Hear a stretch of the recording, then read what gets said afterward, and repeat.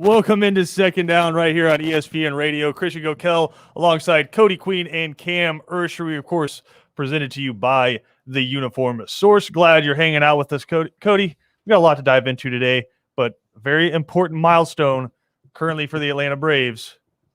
They're at 500. The Atlanta Braves are currently at 500. And Cam, you know what that means. And for the first time in 2021, the Atlanta Braves will be over 500. World Series, watch out! Yeah, I mean, Cam, it's all coming together. I hope so. Every time they get to 500, they go back down about 3 games. So You sound like an Atlanta fan so much, doesn't he? He's just like, well, yeah. Every time they get their 3-game losing streak inbound. yeah. That's how the season's gone so far. But now they've ripped off 4 in a row now. Solid performance from Charlie Morton last night. Really, I was walking in my car and I pulled up the ESPN app and looked at the game cast, and all I saw was 0-0, bottom of the first, no outs, bases loaded. And I was like, oh, hell, here we go. Charlie Morton's about to give up like a 5 spot in the first inning, and they're going to have to try to claw back against a really good Red Sox team. But that was a wild first inning. For those of you who didn't watch last night, Charlie Morton allows a single, but then a walk and an error loads the bases with nobody out. He then strikes out a batter, and the next guy that comes up, I think he had either a 1-2 or a 2-2 count on, and he hits him in the foot with a curveball. So walk in the 1 run, but then the very next batter lines into a double play. So you have 4 guys reach base in the inning, but only 1 guy comes home, and you only allow 1 hit. Just a wild first inning. Then the very next inning, Cam allows a leadoff triple. And so you're like, oh, here we go again. They're going to put another run up on the board, 2-0, and with as good as Red Sox pitching has been, are the Braves going to be able to muster something? Nah. Stranded him on third base. Usually it's the Braves who can't get timely hitting with runners in scoring position, but they did it to the Red Sox last night. So you get a really big performance. And I think after that, Charlie Morton sat down 13 Red Sox batters in a row. The Braves as a unit sat down 15 in a row going into the 8th inning. So just a really solid performance from the pitching staff. Charlie Morton becoming the guy you expected when you signed him, the one you think is going to lead you into the postseason. That's why you go get Charlie Morton. You don't get Charlie Morton for April, May, and June. You get Charlie Morton for October and November. That's what you need him there for, is the experience. But you get a huge performance out of him, and you get just enough offense. Ronald Acuna didn't have a great night at the plate, but his 1 hit was crucial. Drove in a run right there. Freddie Freeman a little bit better, but Pablo Sandoval loathed in Boston. They do not like old Pablo up there because he signed like a 3-year, I believe $80 million deal somewhere around there, and ended up playing, I think, just around 160 games for them in those 3 years before being cut. And so Red Sox fans are not big fans of Pablo Sandoval. Booed him every time he came to the plate. Went 3 for 4, Cam. Had a big night, scored the game-winning run. So, I mean, all kinds of fun stuff last night up there in Fenway. Got another game coming up today, just a 2-game set up in Boston. Drew Smyly. $95 million. Woo, they were booing him hard. Hey, that's Guy Fieri money. Yeah. I know, right? Yeah, I saw that. Guy Fieri, 3 years, $80 million to the Food Network, baby. What were they saying? He'd be like one of the higher paid like NFL players or whatever they were saying. That's roughly like $27 million. Dude, that's a lot of money. Yeah. I mean, Guy Fieri making a cheese. Kevin Cam hit us with the man. I wonder if somebody pay me to eat food on TV. It's like, I don't think that's all Guy Fieri does. It's an elite club to go over there and live in like freaking Flavor Town. You know what I mean? It's this Flavor Town, baby. Guy Fieri. Yep. 2024 coming at you. But no, I mean, Cam, big performance last night. What's the celebration going to be like for you when the Hawks beat the Knicks and then the Braves are over 500 tonight? It's still going to be mellow. I'm just going to be chill, relax, because, I mean, Braves go over 500, that's great. The Hawks win, that's a bigger accomplishment. Because if you go 2-0, after the road games, you might just sweep the Knicks. You just might. So we could have three very different shows tomorrow. The first show is a very happy show. Hawks win, go up 2-0 on the Knicks, and you're going home. Braves win, they're over 500 for the first time all year. Or you can have the complete opposite of that where both of them lose, and it's just a super depressing show. Or you can get just what probably is going to happen is one of them is going to lose and the other one's going to win. And it's going to be right in the middle. I don't know. What probably is going to happen is they're both going to lose. Dang. Yeah, that's our type of luck. Yeah, that's Atlanta type of luck. Honest. It's let's do a BJ Bennett thing, like statistically, mathematically, probably. Yeah, I mean, because Yeah. the Red Sox have they haven't played bad recently, but they're in second place because the Rays went on like an 11-game winning streak. So Yeah. they're in second place in their division, but you just beat them at home, even though their splits at home haven't been great so far. But you beat them at home. It's a 2-game series. Odds are they win tonight. And the same with the Hawks and the Knicks. If it's a 50-50 series, it's a coin flip series. They're at home. You already beat them once. Odds are in the NBA playoffs, you're probably going to lose this one tonight. But, I mean, that's probably a pretty good parlay if someone can legally gamble out there. If you just bet some money on the Hawks and the Braves to win tonight, you could probably parlay that into something pretty good. Who else is playing tonight in the NBA, Cam? Wizards and 76ers, Grizzlies and Jazz. Yeah, so, I mean, you could probably just add one of those to it. Go like 76ers to win, get the Hawks to win in New York, and get the Braves to win in Boston. That'd probably pay out as a pretty good parlay. Are you currently looking up gambling odds, Coach? I am currently looking them up. So what are we doing? Let's do Grizzly let's Jazz. do this in the break. Let's not do math. Okay. Let's not do math on the air. But we do have big shows coming up. Just me and Kevin hanging out with you for the next, I guess, little under 4 hours coming up. BJ Bennett and Ben Troop with the day off today, but we have more Hawks and Knicks talk coming up a little bit later. Also, the latest from Julio Jones. We'll catch up with Savannah State head football coach Sean Quinn here in a little while. He's got a camp coming up in July, but some news coming out of the NFL in the Reese Senior Bowl that we want to dive into with him. Also coming up at 4 o'clock, we will catch up with really all-time great Clemson receiver Aaron Kelly. When he left school there, he was their all-time leading receiver. So we'll catch up with Aaron Kelly, talk to him a little bit about Trevor Lawrence, Travis Etienne, and then, of course, the big game coming up on September 4th with Clemson and Georgia, which we're seeing now, guys. They just announced that everything up in Charlotte will be full capacity, good to go NFL season, and throw it in that the season opener, the Duke's Mayo Classic, I believe is what it's called. Okay. Okay. Come on. Between Clemson and Georgia. And then you have the Mercedes-Benz announcing that they will be at full capacity for the Chick-fil-A Kickoff Classic, which will include Miami and Alabama that opening weekend, which is just going to be awesome. De'Aaron King against the defending national champions, Alabama. But we're slowly but surely also starting to get back to normal. The last pro sports stadiums to fall is now to really enact full stadiums is over there in Los Angeles. That new stadium is going to be packed this year. So have they announced? Yes, they have. Full capacity. Wow, yes, they have. They would be like one of the last. SoFi, right? Yeah, be one of the last cities and states I would expect to do it. I mean, I know Boston, and it's interesting because you have. At the Garden in New York, they're doing kind of a split capacity thing where one half of the arena is for non-vaccinated fans, and they're kind of set in like different groups, like bubbles, like family bubbles. I think four in a bubble, and then they're like separated by like 8 to 10 seats. And then the other side, if you're vaccinated, it's just full go, like pack it out, no masks. And then you go to Yankee Stadium, and I think they're still rocking at like 30% capacity. Yeah, the SoFi is open. Also, as soon as they opened, Drake rented out like almost the whole dang thing and had a party. Really? Yeah, it says right here. Drake celebrates Artist of the Decade award by renting out SoFi Stadium and dining on the 50-yard line.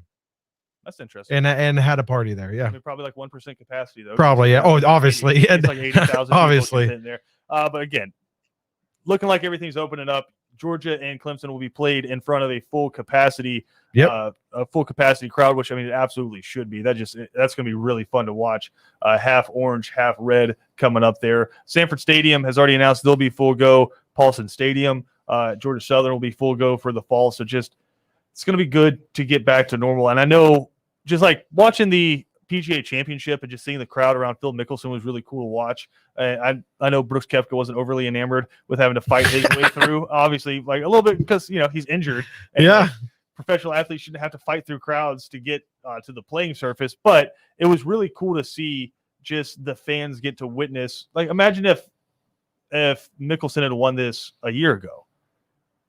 Creaking. Yeah, it's no one on the course, right? It's fans absolutely matter. It seemed foreign to me. It seemed foreign to me. I was like, what's these people? Like, oh no. No, I honest to God had this reaction like when I'd watch like movies or I still have this reaction when I watch movies, but like old games and stuff like that, they would like pan to the crowd and it's like full.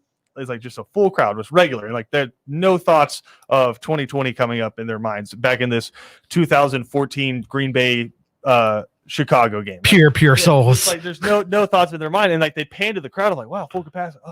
Oh yeah, this is 6 years ago. This absolutely should be that way. But then like I'll watch movies now, and it's like I'm watching the new zombie movie, Army of the Dead. Yeah, I watched Netflix, a little bit. I fell asleep. It's a zombie movie. And I'm like, hey, man, no mask anywhere, huh? Like, yeah. Could have prevented the outbreak. Am I the only person who is just? I do that. Or do you care? Do you have those thoughts when you're watching TV? You're like, man, where are the masks? Yeah, I'll be watching like old movies or TV shows. Like, where are their masks? And it's like 6-7 years ago. So, yeah, I'll be having that all the time. But glad things are back to normal. Well, soon.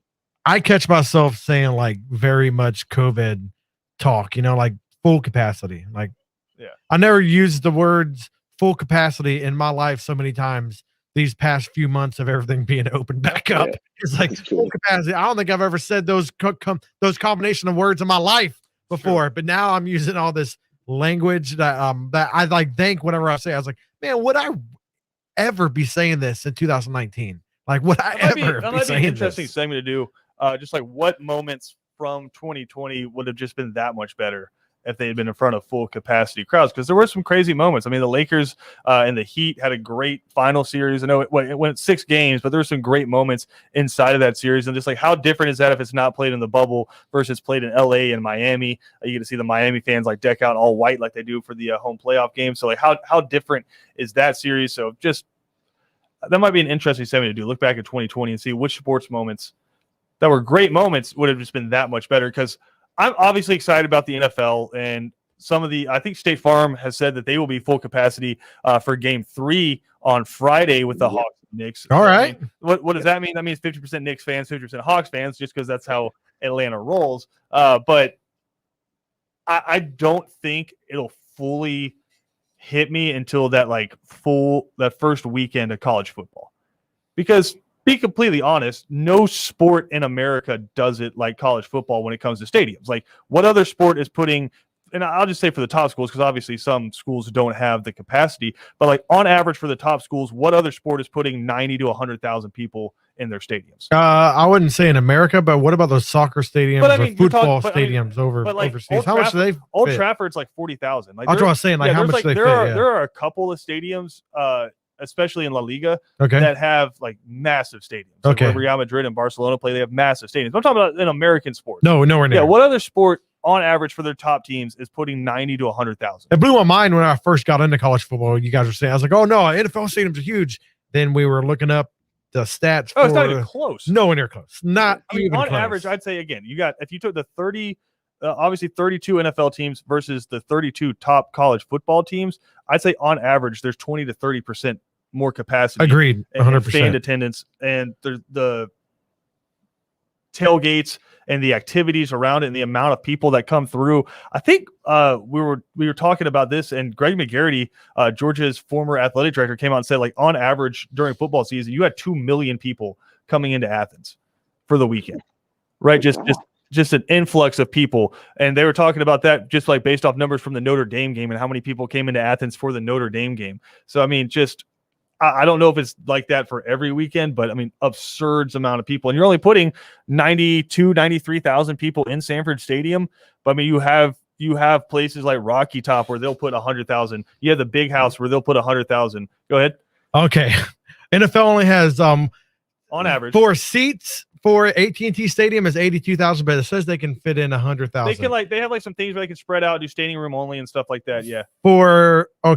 That's the only one in NFL that even gets close to that. The rest of them were like 60,000 and stuff like that. Okay, so we got 7 schools over 100,000. Alabama 101, LSU 102, Tennessee 102, Texas A&M 102, Ohio State 102, Penn State 106, Michigan 107. Dude, like, oh my God.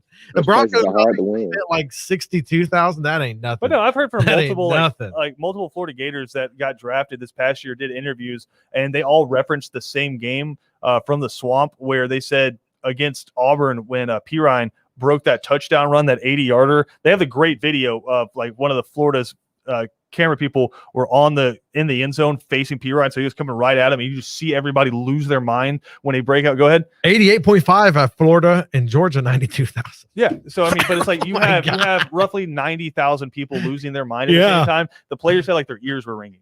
Yeah, right? dude. Auburn multiple times has like registered on the Richter scale during plays, so it's just it's different, man. How isn't it? Because the loudest stadiums in the world, it was Kansas City, it was Arrowhead, and then it went to Seattle, then it came back to Kansas City. How is in college?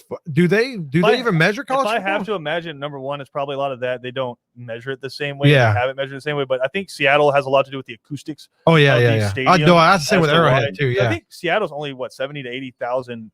It's not very big. I think it's one of the smaller ones. That's still huge, though. I mean, that's a lot of people in a stadium, but it's not 100,000. I think a lot of it has to do with like the acoustics of the stadium. The same with Arrowhead. That being said, we got to take a quick break. We'll come back. Again, we got Hawks and Knicks coming up tonight. Trae Young apparently has made everyone, including Mayors, mad up in New York. So hopefully he can just drop 50 coming up on the Knicks tonight. We'll also talk about the Braves and the Red Sox game 2 in the final game of that series as the Braves look for the 2-game sweep. Drew Smyly on the mound looking to make it 3 consecutive really good starts for Drew Smyly. So that's coming up a little bit later as well. And then we got some interesting news from the golf world that we'll dive into as well. All that coming up right here on Second Down.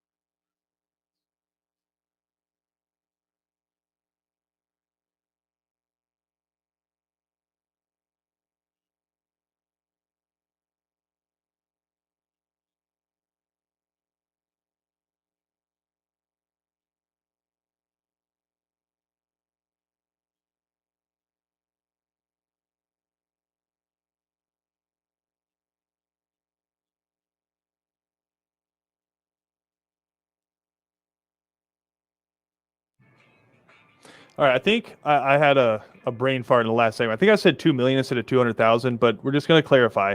We're talking about just the economic impact that having full stadiums will bring. Yeah, Athens, Georgia, on average, 125,000 people just in the city of Athens, right?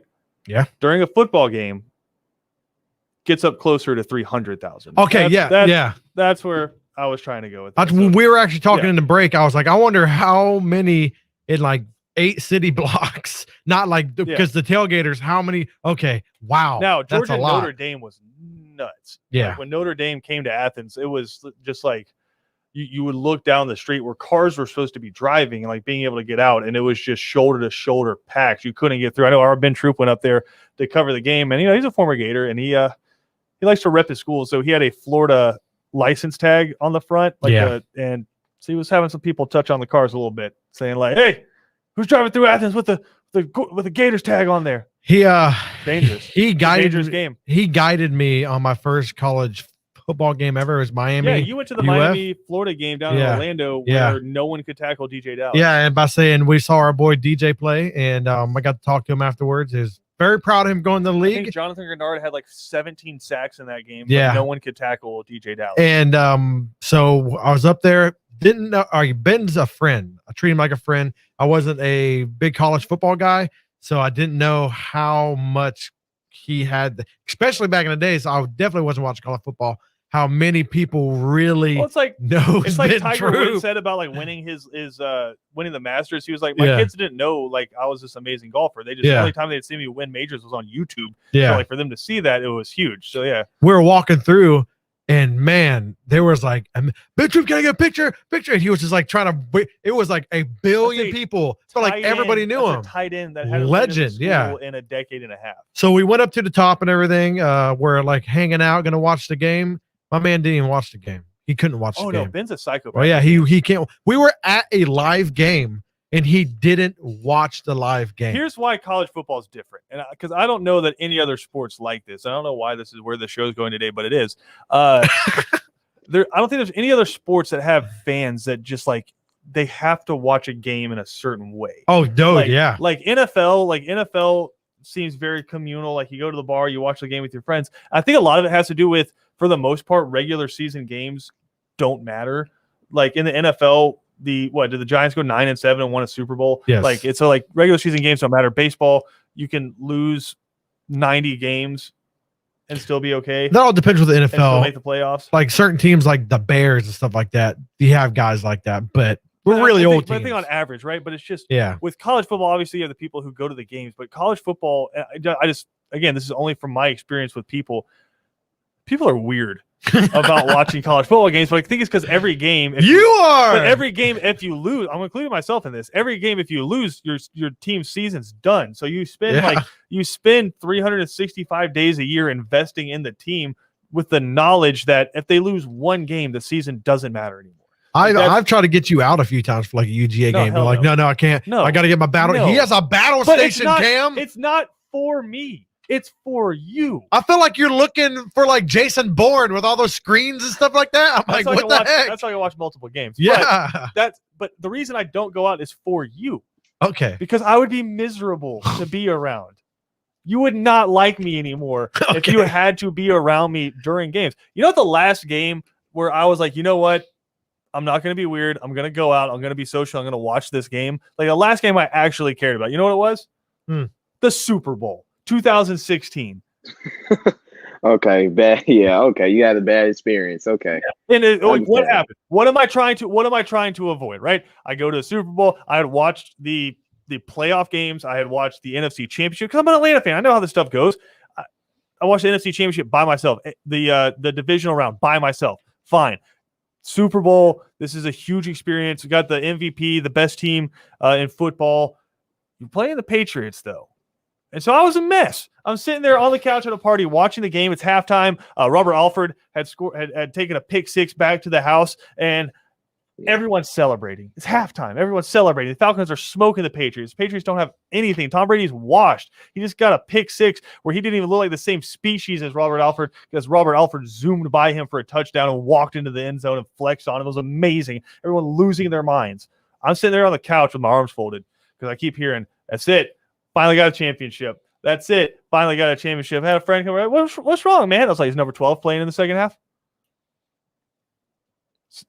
Number 12 playing in the second half? Because I watched what happened to the Seahawks when there's no way they could lose that game.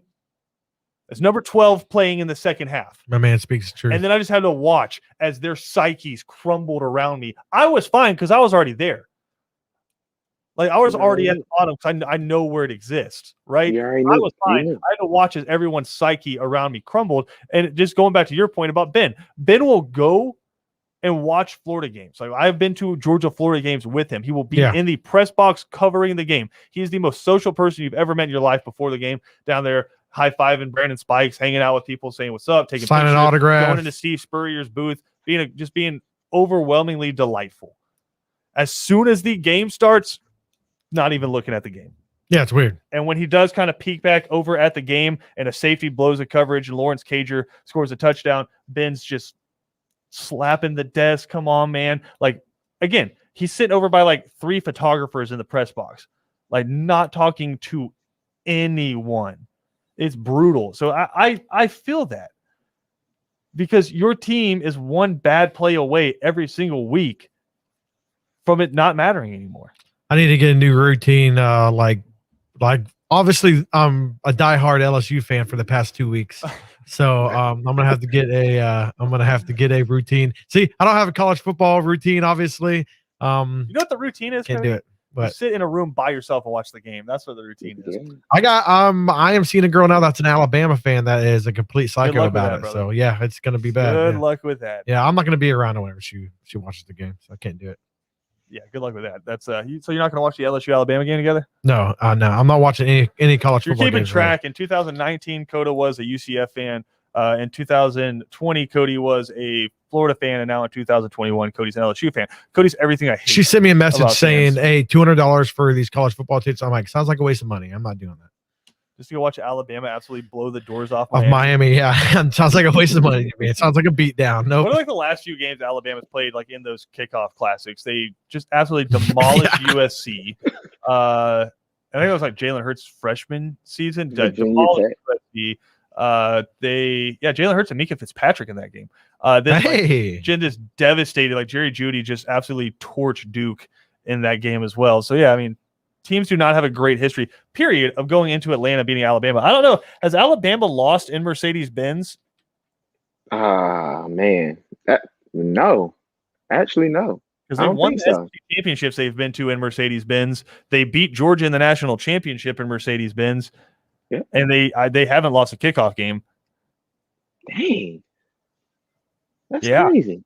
So you better. I didn't think of it like that. Good. Georgia fans better be hoping that Texas A&M upsets. Oh my gosh, Alabama has more postseason wins in Atlanta than the Falcons. That's that makes good. sense. That's not good. That's the first thing I Googled it. The first thing I thought that was that. Atlanta hasn't been to the playoffs in Mercedes-Benz. Yeah. You didn't have to say that one. In the fire. Have they? I don't think they have. Nah, we went to the first year we opened up the stadium. We went to the playoffs, but they were all road games. Yeah, you lost to Philly on the Keanu Neal kneeing the football in the air. I'm sorry, Atlanta fans, for bringing that up. Sorry. And then Nelson Aguilar catching it like that. Yeah, that was a super Georgia sports play right there. But just interesting stuff. Quickly before we go to break here, though, we did have some news come out. I guess a couple of breaking news things. One of them is the most obvious breaking news you've ever heard. We're talking about Georgia football and Georgia, Florida. The SEC has confirmed that Georgia and Florida will take place at its normal time, CBS 3:30. So, I mean, just go ahead and lock that one in. I don't know if that's like why you would even need to put that on the news. It's like the sky's blue, the water's wet.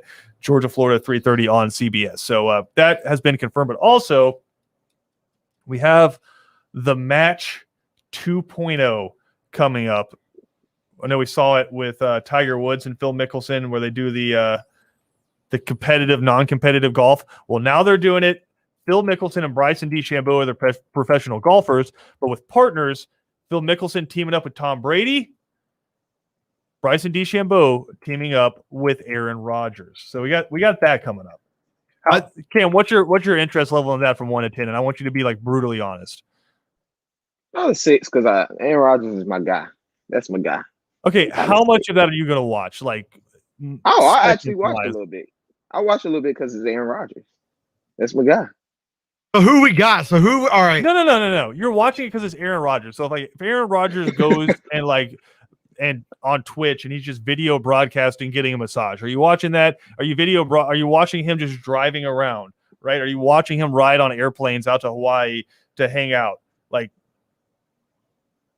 No. I'm watching Aaron Rodgers play football. I have almost zero interest.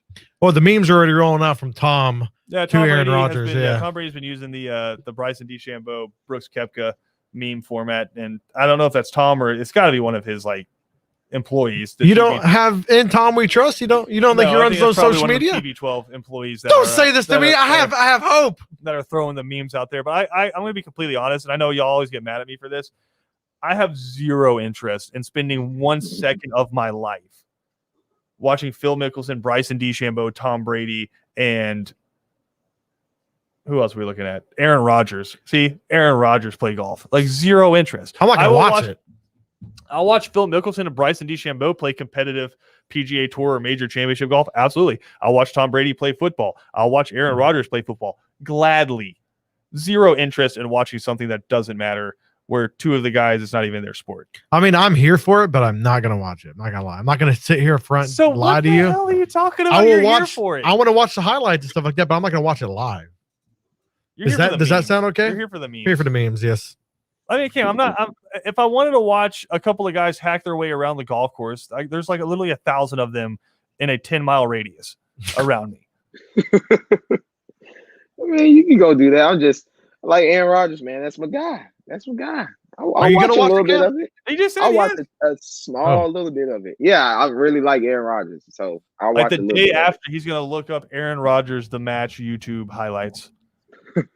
Nothing wrong with that either. You're the type of guy who loves Aaron Rodgers so much you read it in People magazine and stuff. You're like, man, his third favorite color is purple. Okay, man, what's the name of Aaron Rodgers' latest girlfriend? No clue. It's no clue. Don't care about that. Oh no, I'm not gonna Google it. I don't know. But I know. Hold on, isn't she like an actor? Something like that. Sounds She's an unique. actress. Yeah, yeah. That's not She's a real name. uberly famous, and I'm not a real trying name. to be disrespectful. I just really don't know her name. She's been in a lot, like Shailene Woodley or something like that. Shailene Woodley, does that sound right? I know what she looks like. She is in quite a bit of different Shailene movies. Woodley. Yeah, what movies was she in? I'm not doing that right now. Why not? I'm not IMDbing someone's resume. You brought her right up, now. dude. If she good enough to date our boy, I brought it up because I I do think it's funny that everyone's freaking out about Aaron Rodgers in Green Bay and their relationship, and OTAs have started, and he's not there. Jordan Rodgers is taking reps with the one, and what happens? Shailene Woodley today, Instagram post, he's just hanging out in Maui. My man. Balling in Hawaii. He's old. Just like what Ben was saying yesterday on 3 and Out. He goes, you shouldn't be shamed into going to voluntary workouts.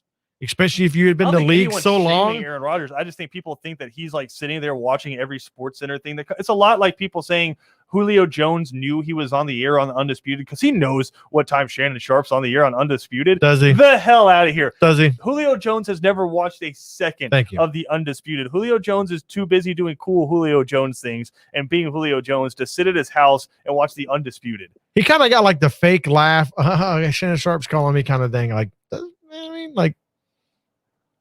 the same. No, that's where I got. Are you saying it's staged? I am taking it for he was a little caught off guard for Shannon Sharp calling him, and he's probably not that cool with Shannon. Actually, the reports have come out that Julio Jones' agency has already contacted Fox and Undisputed about why they did that. Oh, so not staged, and could be facing legal ramifications because the old two-party consent in California, where the Undisputed is based. We got to take a quick break though. We'll come back. We'll talk some Red Sox and Braves and some Hawks and some Knicks right here on Second Down.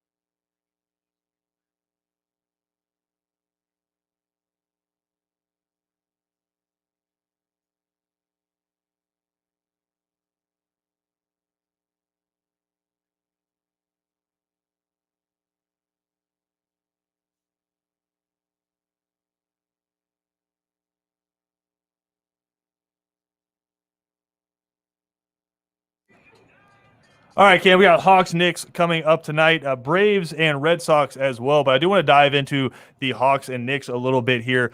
Julius Randle did not have a great game one, and that's one of the reasons I thought it was so big that Trae Young hit that shot, because we're talking about a completely different series, not just because they're down 1-0, but because you would have not taken advantage of a bad offensive performance out of the Knicks superstar, right? The most improved player in the NBA. So what do the Hawks need to do tonight? Because I have to think Julius Randle is going to come out way hotter in this game.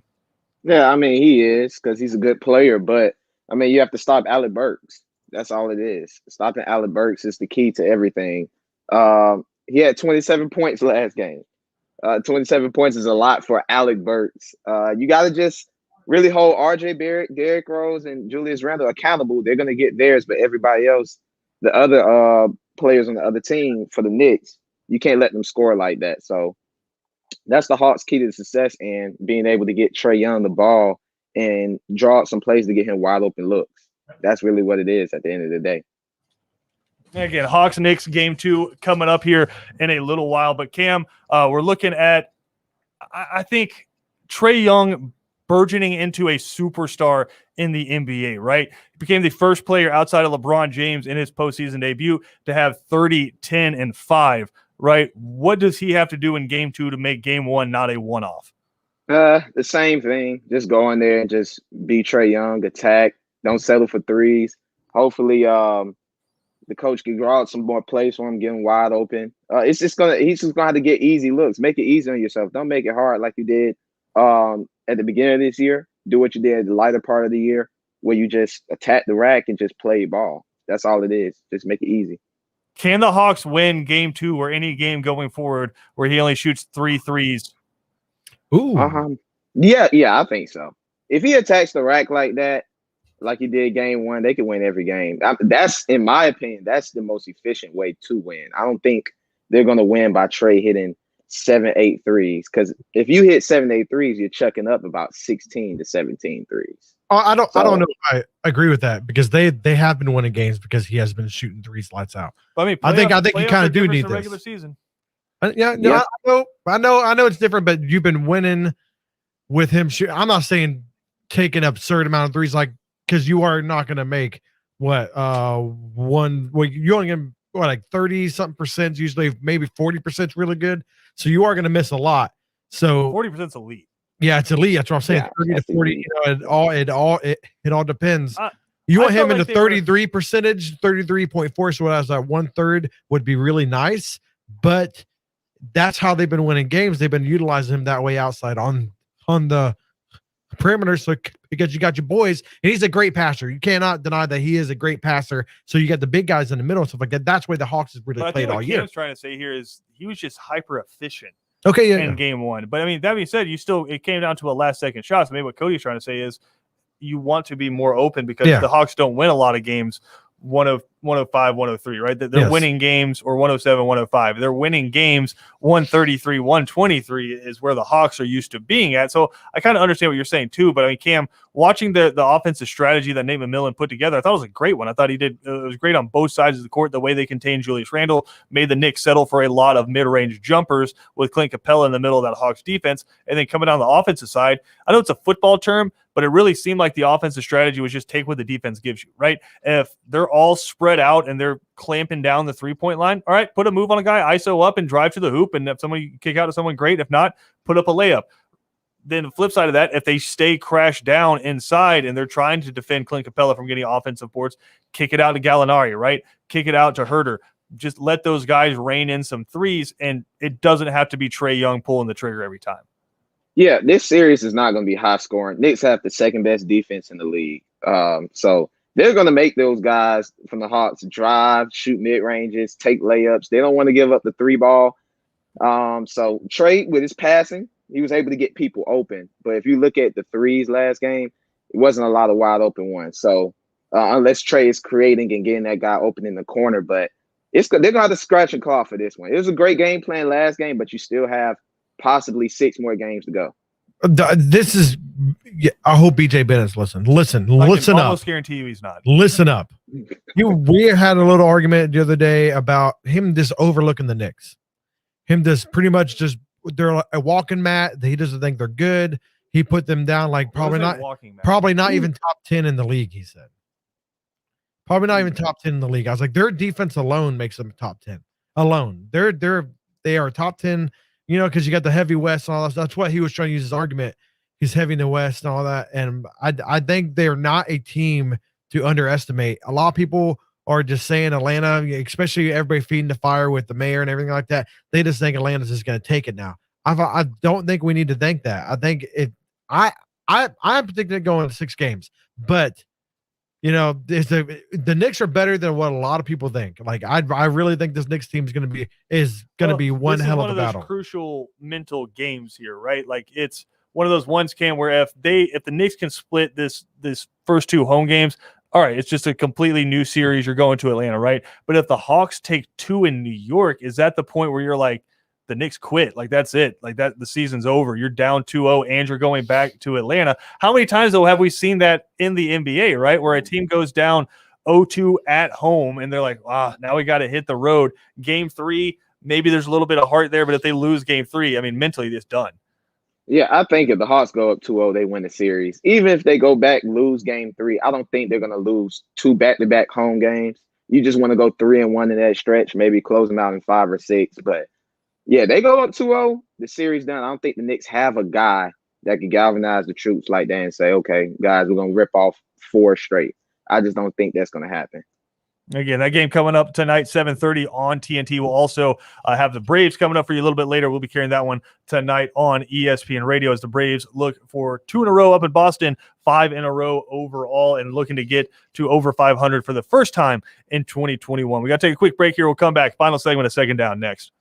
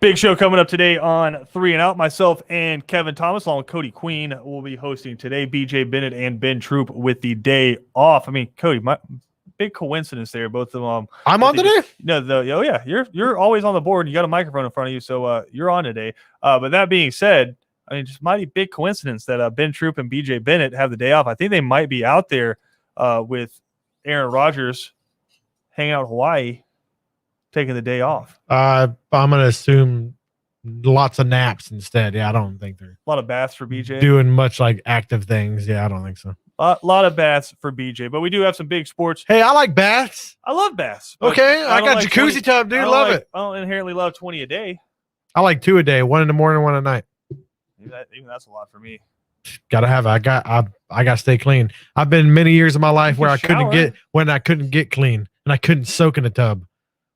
Now, You have earned your soakage. thank you. Absolutely. But we got some sports coming your way tonight. Obviously, Hawks and Knicks game 2. That one coming up 7:30 on TNT. But here on ESPN Radio coming up at 7:10 this evening, we will have Braves and Red Sox in game 2. Drew Smiley getting the start for the Atlanta Braves as, again, try to get over 500. But we were talking about this at the beginning of the show, Cam, this little parlay. So are you laying it down with the 76ers winning, the Braves winning, and the Hawks winning game 2? Oh, that's tough. All three. We need to know. Yeah, you know what? Yeah. Give it to me, man. Come on. Yeah. Yeah, I'm running that I'll parlay do too, that. Cody. Give it to me. I'm Give it not to me, running man. that. I think Braves going to lose tonight. So your parlay is 76ers, Hawks, And Braves and losing. Sox. Yep, there you go. All right, there you go. There's our parlays for this evening. Again, hang out with us. We're going to a commercial break here, but we'll be right back with you for a big show on 3 and Out. Savannah State football coach Sean Quinn coming up in the first hour.